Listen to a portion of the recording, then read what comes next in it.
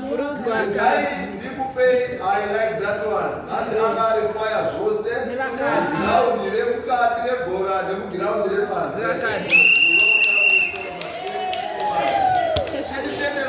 Tienderere mberi neurongwa hwedu. As of now, tichatora mutumbi takuenda nawo kumba kuketa. Wairarama kunana bereke tichinochema tiri ipapo. Endai ndikutendei mhuri yeBulawayo nesu hama neshamwari tauya muguta reBulawayo. Kune vasingagari muguta redu reBulawayo iguta rakanaka.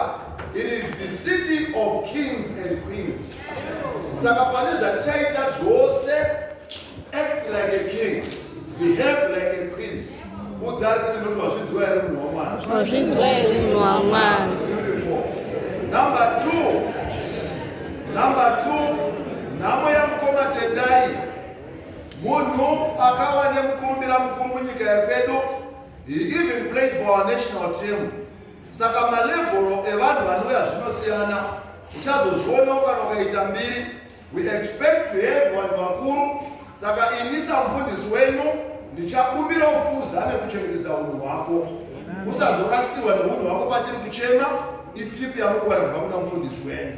Toita zvine order tikazova tiri kuita so toita naizvozvo. Program yedu, I am told kuti mangwana we will all be gathered at amphitheater. Ndo patichachemera mumwe wedu. Tozobvapo toproceda. We will be guided. Burial yedu ichaitirwa kuWest Park Cemetery. Kunoradzikwa magamba edu emuguta reBulawayo.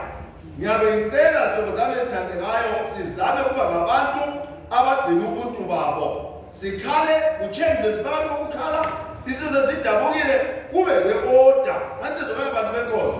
Yes, even laba abadrive izimota siyabazama kube le-order nyana so that all will flow well. Tobiga ama yedu zirayinela ulemekedzo, zirayinela utsigo. Tisazowe out of bounds zvakanyana.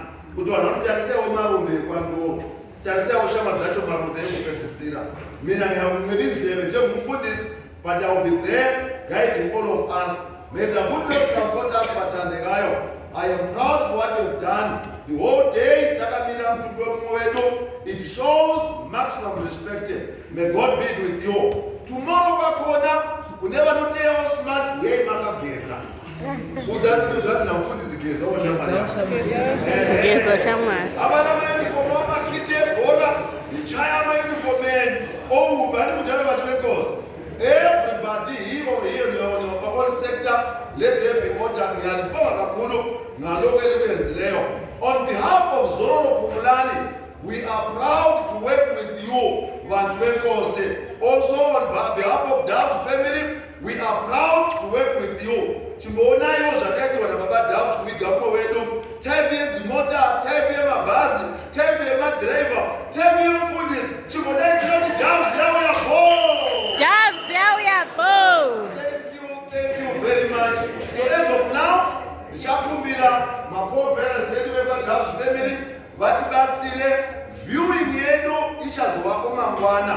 But the muri vao na mutumbi kuti ndiwo zvochokwadi ndichavabvunza in your hearing muri yamukoma tendai muri pano mutumbi wahama yedu ndiwo here watakuenda nawo kumba wauona simudza yemaoko tionekwe nehama neshamwari. Yes, muri kuvaonawo ivo vavaonile muzimba kwamusoro wetu so vakatesi vati haibvi sizoyenza kusasa. Thank you so much Zororo, thank you so much Bulawayo family. May God bless us.